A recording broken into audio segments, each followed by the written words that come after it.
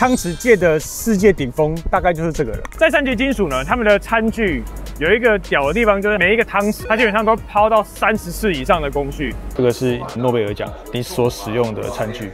这间公司做刀叉已经做了106年，想不到我们第一站就这么厉害吧？我们到了日本燕三条了，你知道今天的这一集是厉害了，日本的扣把工厂的祭典全面开放。 所以这个就是一个扣把的工厂系列，在日本，你看满满的贩卖机。这个贩卖机，如果你今天舟车劳顿需要补品的时候，身为台湾人啊，我推荐你喝这个老邪珍人参精，来一瓶迅速补充能量，坚持整支人参熬煮，双生补充能量，温和不强补。而且它是用整根人参熬煮，入口生味回甘，让你高效补气，增强体力。有挑战才是真人参，挑好的人参，更好的老邪珍。老邪珍。 陪我们一起挑战真人生。如果你是跟我一样要长期出差工作、上班、日夜颠倒，或者是工作的时候需要集中精神的时候，那我觉得老邪珍是一个很棒的好朋友。嗨，大家好，欢迎收看《超认真少年》。现在的时间早上快8点，现在我们所在的第一站是我个人从2、3年前。 买了这个他的东西之后，超级想要来。今天总算有这个机会，所以以前我们以前去的那些工厂，都经过重重的关系。今天不用利用这个展览的时候，然后跟着一般的日本人一起来混到里面去看这个工厂。那每个工厂它会有不同的导览，所以今天呢，我们的位置来，你看一下这个地方啊。现在我的地图你要拿手机。 你知道现在的人已经看不懂地图了吗？现在没有 Google 会死掉，你知道？哎，我现在的位置大概这个在哪里？它不是有写三旗金属哦，34到了这个地方了，34三旗金属，然后就这里，三旗金属工业株式会社，超屌！我跟你讲，汤匙界的爱马仕，汤匙界的宾士，汤匙界的世界顶峰大概就是这个了。从1918年。 就做汤匙，做到现在做了106年，只做汤匙哦。你知道这个汤匙是吃下去会高潮3倍的，真的，他们是真的是做过实验的，就是用他们的汤匙吃东西，吃起来，然后你的那个脑波跟你的那个快乐程度是一般人的3倍。然后就是因为有一次我意外的，然后在一间餐厅，然后用到这个汤匙，说汤匙好屌哦，然后这个曲线，然后这个幅度，然后跟这个吃进去的这个口感，我靠！ 然后，所以今天这个系列扣把工厂祭典的开箱呢，那我们应该会看我们的体力，看我们可以拍几家。反正一年都会来嘛。那前一次来日本燕三条，都是因为还有南欧牙社长的帮忙，然后可以让我们去过很多地方。所以这次我们要来开始带大家拓展一些我自己觉得很不错、很屌的工厂。看这个除了看工厂的制程之外，其实我非常推荐台湾的加工业，还是台湾的就是各个做工业的人，或者像我们这种公司，全部来员工旅游，因为你就可以看一下别人的管理啊，别人的工作态度啊，或者是别人他们怎么样做好他们的整个 SOP 啊。那我们这次的扣把第一站就来进工厂了。来，各位，我们就来直接进到工厂里面，先从材料看开始。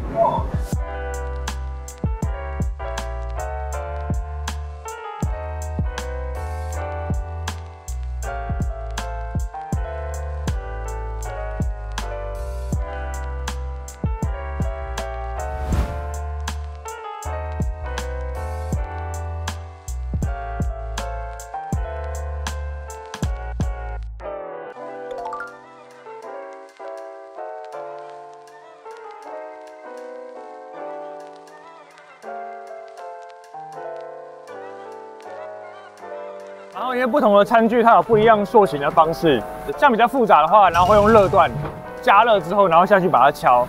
那如果是一般的，你就在压一些形状的时候，它其实用冷压的方式就可以了，就是不需要加热。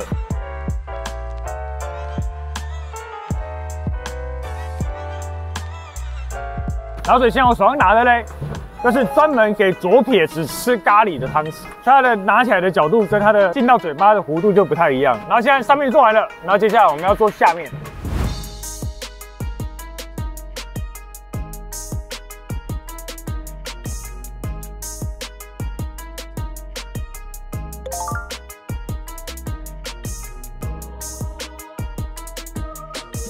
哎，今天你运气好。 我们原本在录汤匙嘛，就他刚好现在做叉子。那你知道叉子怎么做的吗？用切的吗？首先，叉子里面有几个洞？ 3个、4个。3个洞有4根叉，但是4根叉会软嘛，因为叉子上面就是4根，有没有4根每根都软软的嘛？所以它第一个先插的是2边，2边捅完了之后嘞，再来捅中间。所以你会觉得这叉子有没有像比中指？在3级金属打工换术，我们来做一支自己的叉子带回台湾。我跟你讲，这个简单的。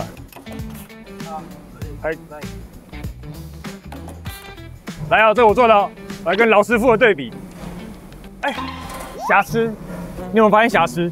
第3根细了一点。哦，你有没有发现？有看出来吗？细很多，细很多。这个不行，达妹，再一次。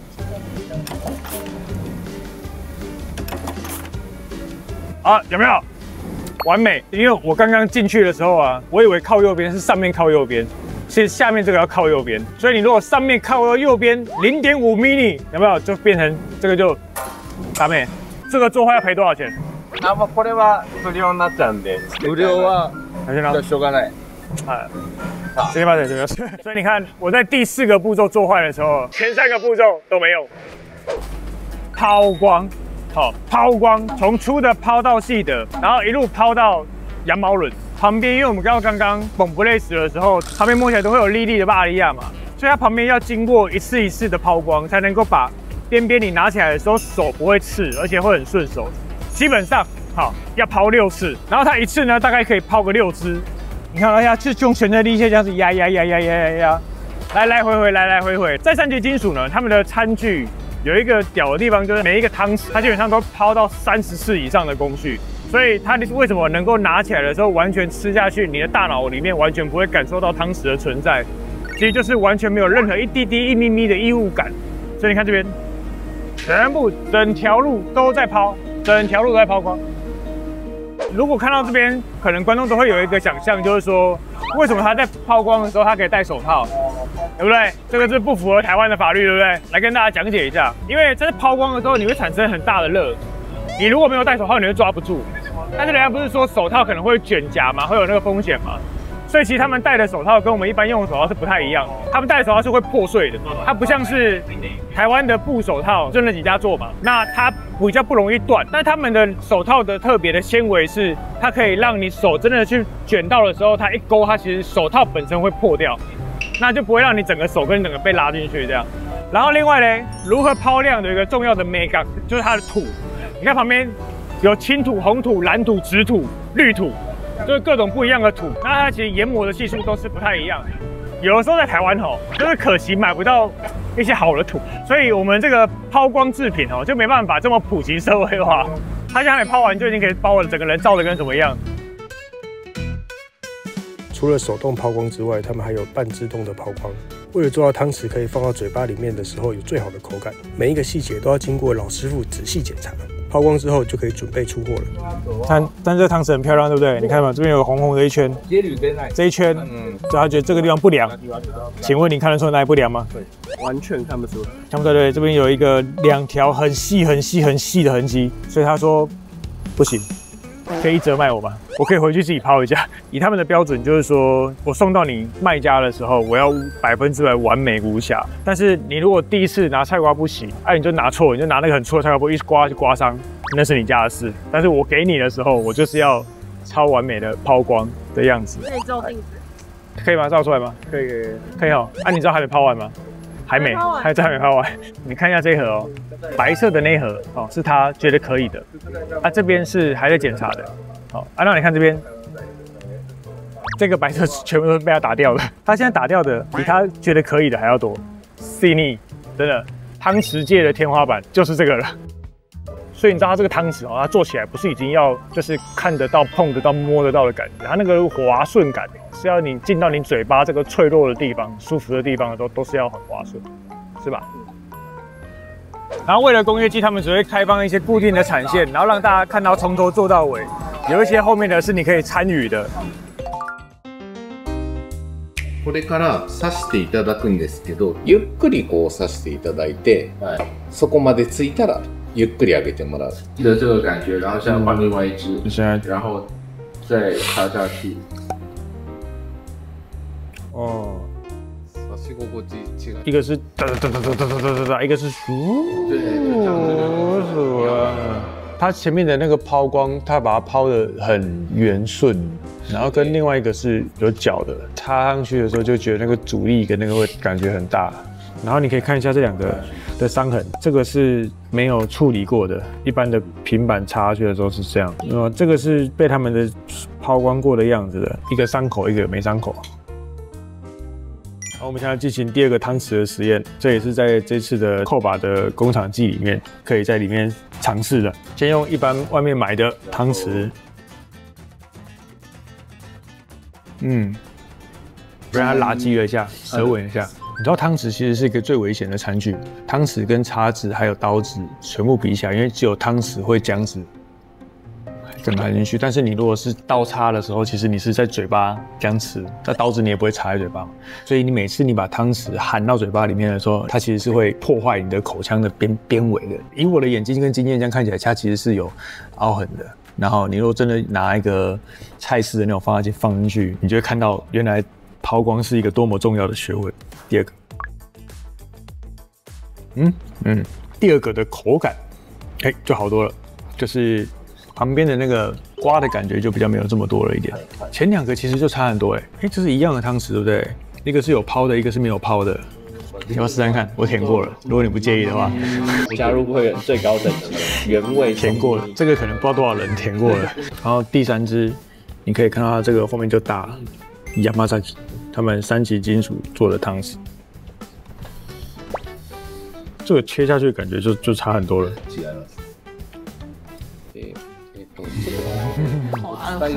因为我吃饭就是用这个汤匙，那个滑顺感是完全不一样的。让它拉击了一下，然后人的嘴巴是有个这个形状，所以它的这个角度，看一下就是合着你的这个嘴型上下跟食物的这个，然后这样嘣出去。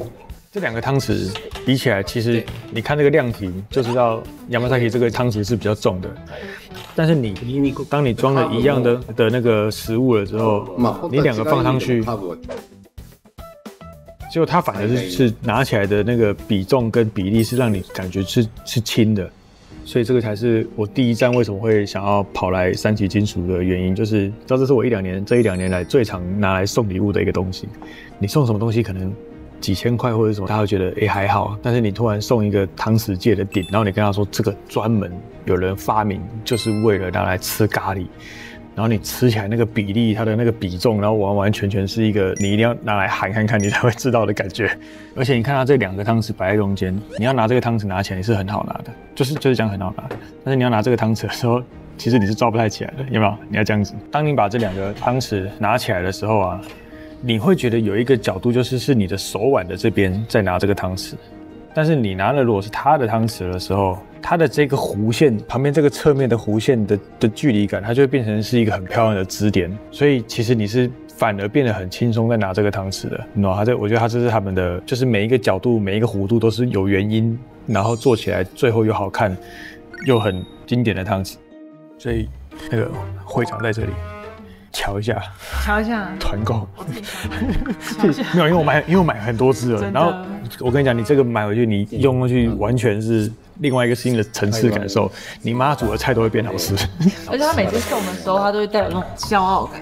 对，知道吗？然后这样子没有，而且我专门想要把这个送给那些做产品做到很屌的人。我认识一个犀牛盾手机壳一个很厉害的老板嘛，我就跟他说，你如果可以把一个产品，然后一间公司做100多年，就把汤匙做好，你知道这个是一个超屌的事情。怎么样？累了吗？难道是出差前一晚你没睡好吗？受不了，我明天还要出差。你可以睡我这啊，我有床垫。你以为我在介绍你床垫吗？不，我在介绍你的叫做机会。家里没有床垫，你就没有机会；家里有床垫，你才有跟朋友相处的好机会。那在这里干嘛？棉豆皮全新升级豆皮 Plus， 增厚达15公分，无独立筒却更接近棉豆腐的弹感，非常适合给租屋族学生为了房东的床垫困扰的人们。你可以直接将棉豆皮 Plus 盖在旧的床垫上，原地升级。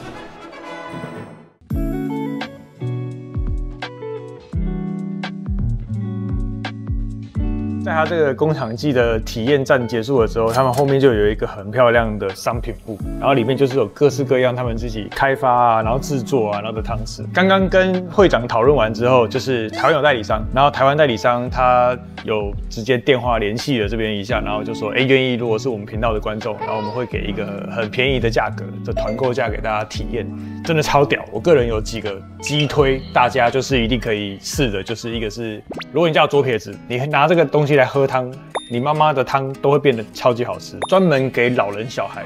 然后它这个的设计就是让你可以捞到比较多的料，这个料跟汤进到嘴巴里面的感受有一个 balance 完美的。另外这个就是我觉得拿来送礼自用2相宜啦，就是真的是咖喱汤匙。它的发明呢，就是为了要你知道切马铃薯。好，然后切肉，然后挖起来的时候进到口中咖喱的感受会让你提升到3倍以上，所以他们想要追寻的是一个咖喱跟饭的完美比例。台通，我就送一只给侯 A。你知道侯 A 那个他们超爱吃咖喱，便当店老板，你看没有来日本，我觉得要让侯 A 这种人感受一下什么叫细腻的感觉。你确定他感觉出来？侯 A 一定感觉得出来。侯 A 就是自从交我这个朋友之后，从此就是成为一个细腻的人。你吃饭从来没有想过这个问题的时候，你想不到汤匙竟然可以做到这个境界，对不对？然后你知道他们的那个现在是第4代的社长，他跟我讲一个我觉得很屌的话，就是说为什么这个东西要在日本这边做？因为所有的机器在国外都买得到，所有的不锈钢材料在全世界也都买得到，但是只有这边的人跟他们的员工才愿意把它抛光，用30道的工序，愿意把它抛到一个完美无瑕、完全没有任何抵触感的汤匙。这个只有他们的人可以做到，日本人的职人，日本人的匠人，只有他们这个县市有。他刚刚讲这句话的时候很嚣张那个表情只有我这里有。其实你知道很多人抄他们的东西嘛，然后但是永远抛出来吃下去的那个快感度就是没有他那个好。然后另外我个人算是推的，下面有喷砂，然后上面是抛光的，这个我也觉得很漂亮。我觉得这个就是素雅，就是男生的。然后还有我自己啦，我自己很个人喜欢的这个镀黑的，然后镀这种金的玫瑰金的汤匙界的艺术品。以前你完全想不到一个汤匙可以做的这么有 sense。然后那时候我另外买的就是这个鱼，就在这里买的。不锈钢抛光真的不好录实体超美，可能画面就是有点黑黑亮亮，但是实体超漂亮。这个小鱼，嘿嘿，小鱼汤匙。他们这边有一组，如果你得了诺贝尔奖，你的餐具平常看不到，不能拍的，这是不能录影的，但是很棒，因为你看了我们的频道，所以你可以看。来，这个是诺贝尔奖你所使用的餐具。我跟你讲，如果我得了诺贝尔奖的那天，我坐在餐桌上拍照，就是现在这个样子。这是我得物理学奖的时候，那我如果是得的是和平奖的时候，我就会拿这个。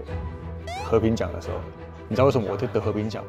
因为我的军火够多，很漂亮就是用刚刚你所看到的那些工序程序做出来的。这间公司做刀叉已经做了106年了，想不到我们第一站就这么厉害吧？这一箱我买回家，我就可以跟我曾孙子说，你拿公一下提过诺贝尔奖的餐具，你敢不在？所以到时候我的整个诺贝尔的餐桌得奖的时候，我餐桌的桌上就长这个样子。你帮我拍个浪的，然后合成一个诺贝尔得奖的。